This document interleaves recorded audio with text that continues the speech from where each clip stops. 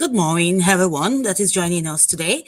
We're back again on Susanna on the Move channel. If you're joining for the very first time, this is Susanna on the Move. You're joining Susanna Conversation.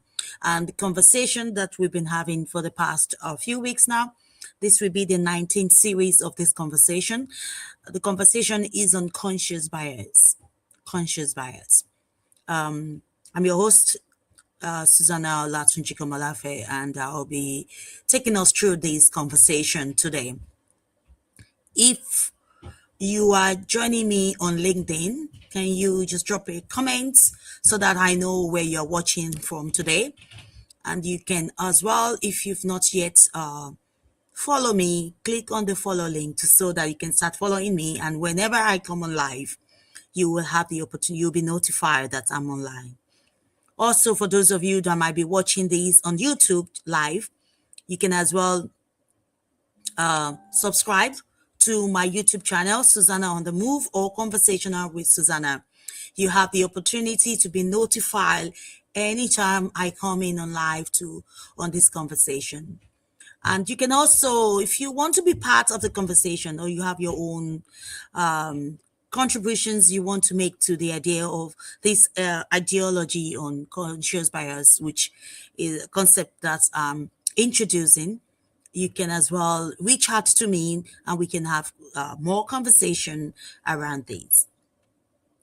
So thanks to most of you that is watching. It's a delight to be able to be part of this today and to continue the conversation we are having on conscious bias. So we're going to move to the racial bias, understanding its implications. What is the implication of a racial bias and how does that really affect us? Like this conversation that I'm having today, this new series that I'm starting after this new year, January, one of the things I'm doing is that I put the question out to you guys and you send us your answers. So I just introduce you to it, and then you make your contribution through the comment space on either YouTube or LinkedIn, or you can send us an email on it. So this is in regards to conscious bias, and part on when the conversation started on cultural conscious concept. That's for us to be able to fully introduce the ideology of conscious bias. We have to talk about the foundation that affect the three aspects of the conscious bias that we're talking about. So the three aspects that most of our conversation is going to be based around. One of them is race, the other is gender, and the third one is religion. So most of the conversation we are going to be having will be based around these three aspects of conscious bias. So, and but the foundation to either of them, what we are saying based on the ideology is that cultural consciousness concept lay the foundation. It's a background. It lays the foundation to every other aspect that we're going to talk about. So if you're talking about gender, if you're talking about gender, you have to first, you have to first figure out and come to an agreement. What is your cultural foundation on what cultural foundation do you have when it comes to gender? Well, because everything we do in life is based on our cultural foundation. And how we see the world we live in is also based on our cultural foundation because we're all born into this world. So most of the everything we learn is from this world. And it starts from our foundation, our cultural foundation. And that is where you start building your own ideas and your own views around what life is and how you view life. And then you start learning from there and then you take it up there. But they lay the foundation to how you see gender. They lay the foundation to how you see your race. They lay the foundation to see how you as what kind of religion, or how you see religion, how you accept religion, what you believe, and your views about religion. They lay the foundation before every other thing. And that's why we felt that it was important to have the conversation. So, what is your racial bias? As your cultural racial bias, what is it? Because in every culture they have biases and prejudice, and with each tribe, with each different cultural regions, these things are foundation, these things are there.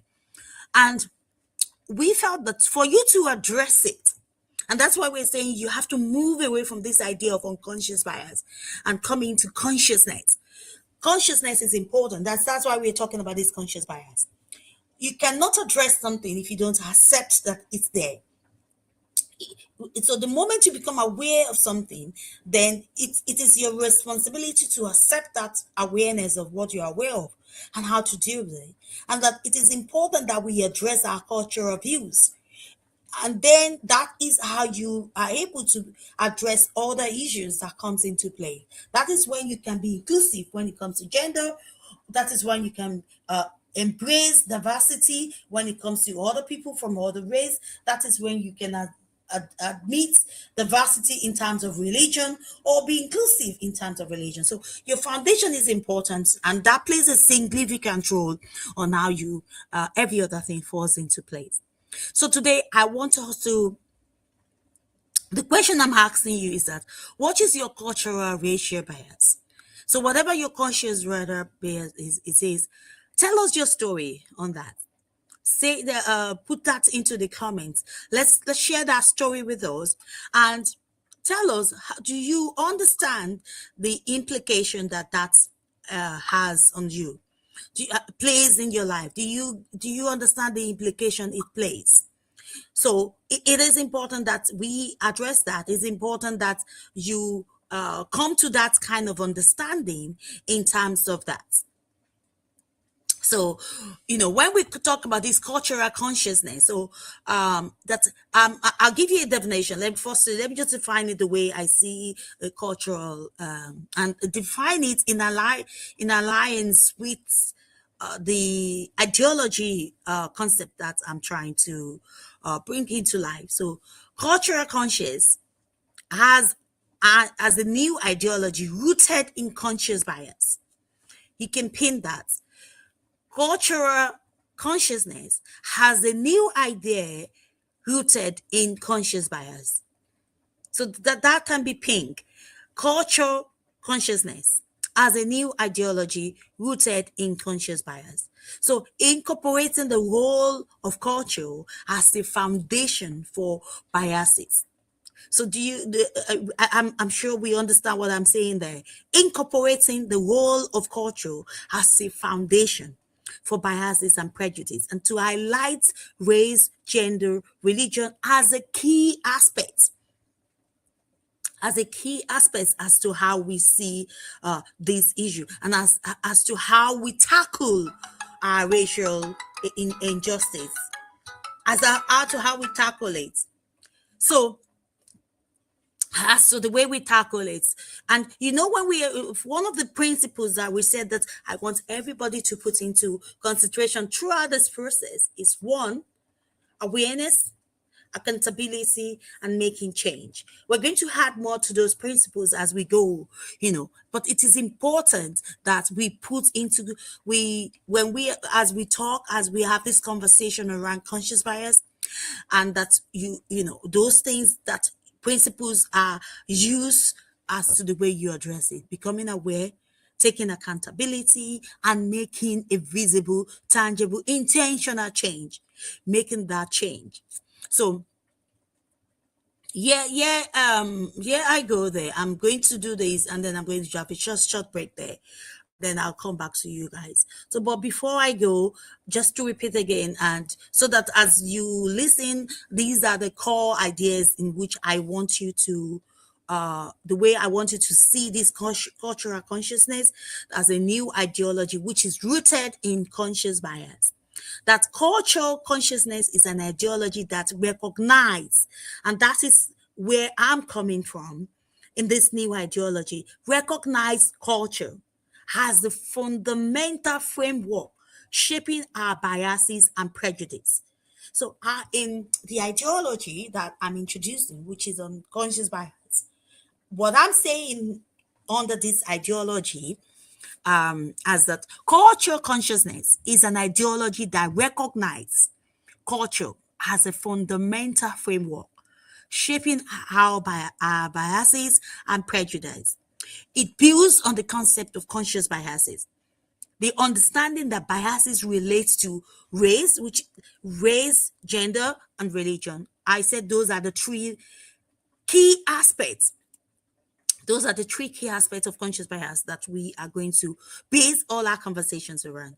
And other social categories are not only present but are actively shaped, perpetuated, and can be consciously addressed by individuals, the community, the society, in our policies, in our schools, wherever we are in our community. These can then be shaped, perpetuated, and can be consciously addressed to be able to deal with the issue of diversity, equity, inclusiveness, and this is how we deal with those things. And I'm hoping that we have a good understanding of what I'm saying in those areas. So I'm going to pause for just a moment there while I'm trying to get us to have some music while I pause.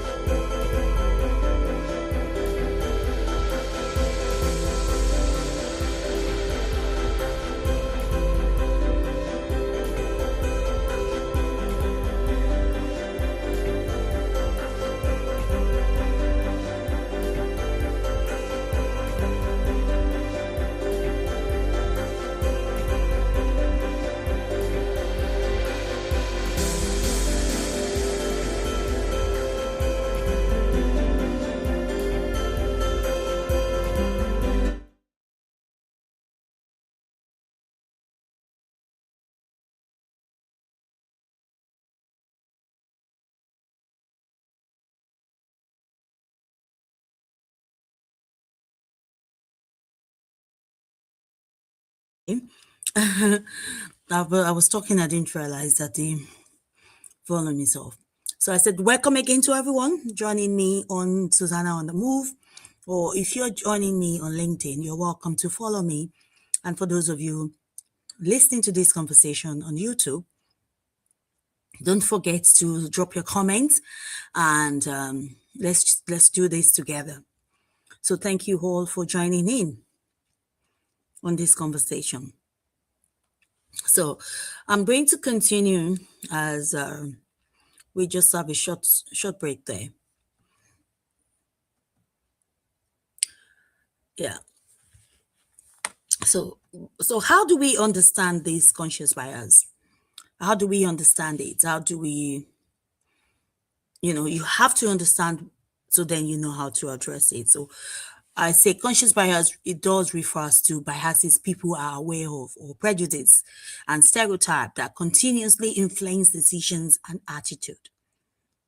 Conscious bias refer to biases people are aware of, prejudice and stereotype that consciously influence decisions and attitude. Unlike unconscious bias, which operates below awareness, conscious bias is deliberately and can be examined to challenge and modify. I'll say that again, and that can be pink.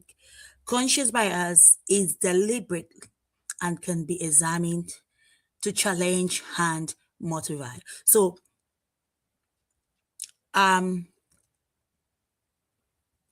we want to address the idea of how do we deal with diversity, inclusion, and equity, and in a more better or structured way, in a more better way whereby it becomes functionable and it becomes useful, and people really integrate that into their lives and race and gender and religion, how to integrate that in a way that it's effective.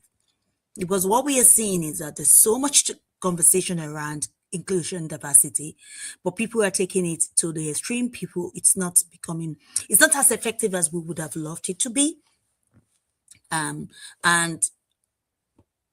it is time that we actually start taking responsibility and to make change and becoming, our awareness, taking it to the next level by being accountable. Because when we are accountable, it makes a big difference. And that is the principles which we are applying in this space of conscious bias. So the ideology highlights three critical domains of conscious bias. We identify these key aspects, which is race, and this is what our conversation is going to be based around. Race as prejudice linked to ethnicity and racial identity. Race as prejudice links to ethnicity and racial identity. Gender as stereotype and roles assigned based on perceived gender.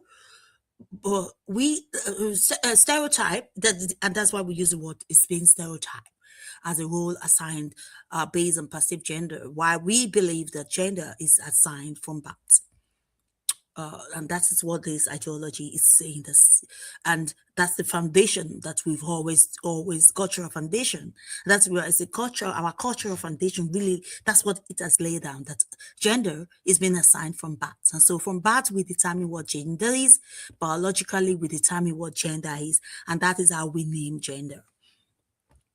Religion, biases, and discrimination stream from religion, beliefs, and affirmation. So our religions have its own biases and discrimination, which are seen and religions, beliefs, and affirmation. And these are there. So these are the foundations that we've lived with, I can remember, coming into Ireland and hearing stories here in Ireland, and what role religion played in terms of the way it influenced the culture, Irish culture, so much, so good.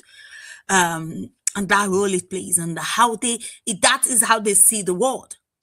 So just for myself as well as an African, but not just being an African and Nigerian, or not just being in Nigeria, but being from the Yoruba tribe, that is the Yoruba kingdom. So My cultural foundation really lays that foundation, the way I see the world and the way I see gender, the way I see religion, the way I see race, my belief, my affirmation, my prejudice around race. And these are based on my cultural foundation. So, and that is why we said we cannot really address this issue without really becoming aware and taking accountability and making a change and accepting what our cultural foundation is about. So, culture as a foundation. So, culture is more than just traditions or custom. It is a complex system of shared meaning. It involves our values, our social norms, and that shape the world views and behavior. It does really shapes our world views and behavior, our attitude towards life, towards our relationship, towards every aspect of our life. It does really shape the culture. Our cultural background, it does influence how we perceive differences and similarities among people, informing our conscious biases, how our conscious bias is being informed. That is what culture does. How it informs, informing our conscious bias. So culture acts as a lens through which individuals interpret race, gender, and religion. Thus, and it influences our biases at a structural and personal level. So culturally, there's a way we perceive race. We cannot shy away from that. We can't shy away from it. It does it shapes the way we perceive race, gender, religion. It does shapes it. That's what culture does, how we see it, the lens through we see and interpret every aspect of our life, love, marriages, relationship, friendship. What is it? Work? It does. It does. It does. It shapes the lens through which we view and we see everything. So, what are these principles of culture conscious? What are the principles of culture conscious? Awareness one of those principles, because awareness encourages us to recognize how culture form the basis of biases in race, gender, and religion. That's number one. We said awareness, and what awareness is does for us. So we talk about reflection. Is another one. Reflections. So I'm at this point I'm talking about the principles of cultural consciousness. Those principles of cultural consciousness. And these are the ways in which we tackle our biases. And it helps us to tackle our biases. And that is why we're talking about this. It tells us how we see religious bias, understanding and how we address it.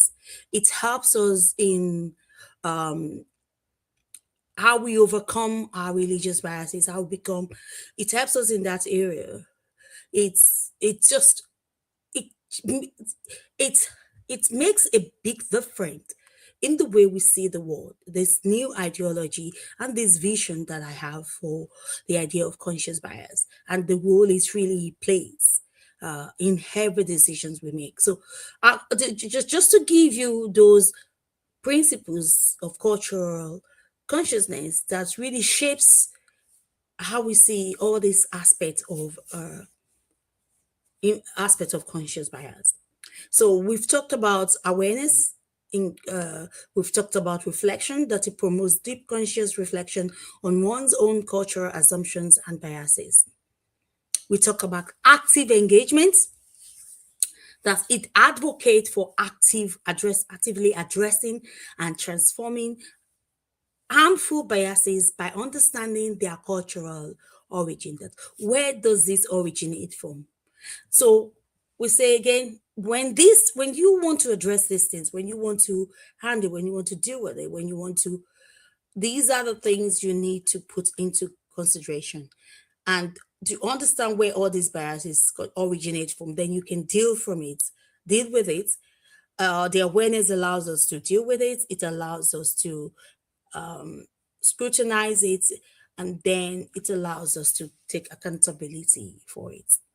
Intersectionality, recognizing how race, gender, religion as cultural constructs intercept and compound biases, requiring non-approaches that how to approach it. Respect and inclusion. Emphasize respect for cultural diversity and inclusive practice to mitigate prejudice in social, political, and institutional context.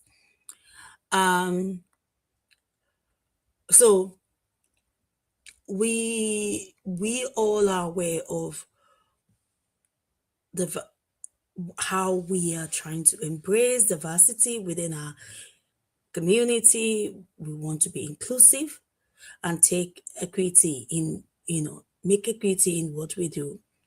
So, as part of the principle of cultural consciousness, respect and inclusion, that we have to emphasize the respect for cultural diversity and inclusive practice to mitigate the prejudice in our social life, in our political life, and institutional context. When it comes to institutional context, how does this play a role? And giving respect for it and being inclusive in how we address these issues and addressing the implications that this could cause, that cultural consciousness could cause in this aspect by framing biases within cultural context. Cultural consciousness presents a more holistic and grounded approach to reduce prejudice. And that is the one of the reasons we are introducing the new ideology, this new vision that I'm talking about. So I will say that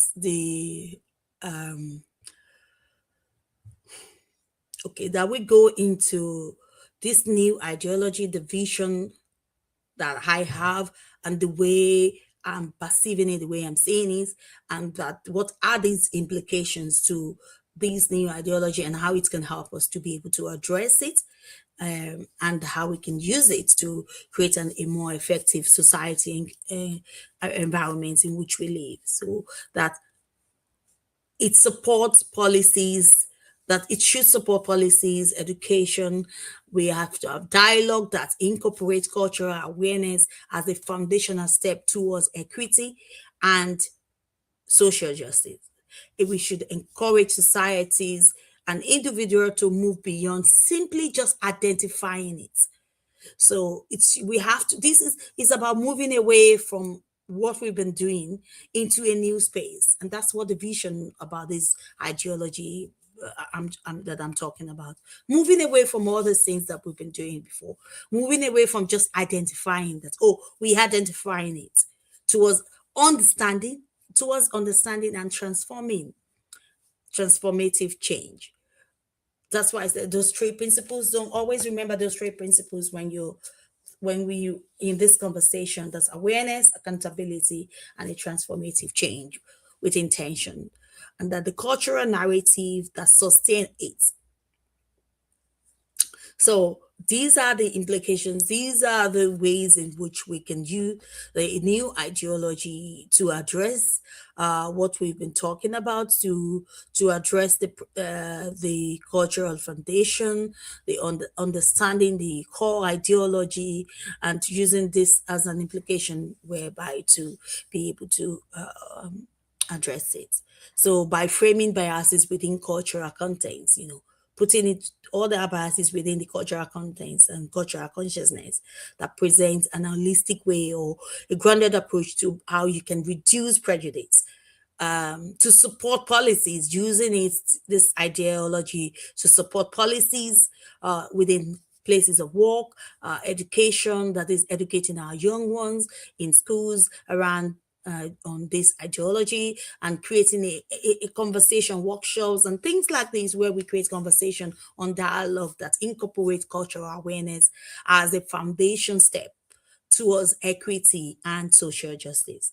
We have to encourage our societies and individuals to move beyond simply, and that's what the ideology about, moving beyond simply just identifying biases towards a place of understanding, whereby becoming understanding your awareness, taking accountability, and also being intentional in taking a um, transformative change that the culture narrates, and it can be sustained. How this can be sustained. So, um, and I'll see where we are, and this is where we are going to go to now, about understanding this ideology that I'm talking about. Visible change, awareness, accountability, visible change. Visible change is that talks about the transformative, being intentional. Awareness talks about taking, become awareness is about recognizing, understanding, having a good understanding of all these cultural basis concept of, and then taking the next step of taking accountability, accepting where things are right or wrong, and how this can be used to address the issues that is on ground. And that is what we are hoping that we can do with this. We're going to continue the conversation again. I'm going to put a stop here, and so we're going to continue from here, from where we stopped today. I'm going to continue the conversation with you guys from where I stopped, about understanding the ideology. How do we now start understanding this ideology relating to all these aspects? So we're going to take it one by one. We're going to talk about awareness, accountability, and visible change. But for now, I'm going to stop, and then we will continue our conversation as well on this issue. I hope that for those of you that might be joining for the first time on Susanna on the Move, you have subscribed to my channel. And if you've not subscribed, this is an opportunity for you to hit that subscribe button and just click on it and subscribe. And I'm really, really looking forward to having your contribution towards this, contributing through sending your messages, your email, and being part of this conversation with me. And that is something that I'm looking forward to, and how we can embrace that and how this can become relevant in our conversation. So thank you everyone that has joined us. Thank you so much so far for being part of this. I hope you will enjoy your day as we go.